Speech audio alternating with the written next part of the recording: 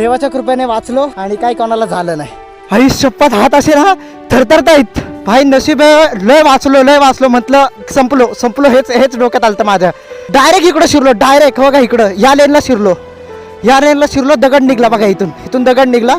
हा मागचा टायर आहे, हा हे जे आहे ना हे अख्खा मागचा टायर आहे.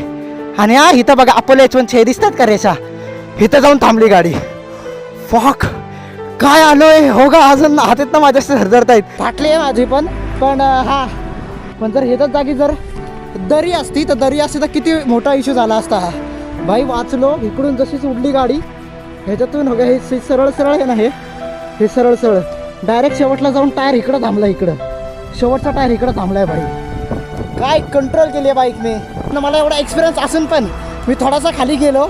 विचार करा तुम्ही तर नवीन आहे, जो नवीन येतात इकडे तर त्यांच्यासाठी हे किती प्रॉब्लेमॅटिक आहे. मी अख्खे गुडघे घासवत आले आत्तापर्यंत.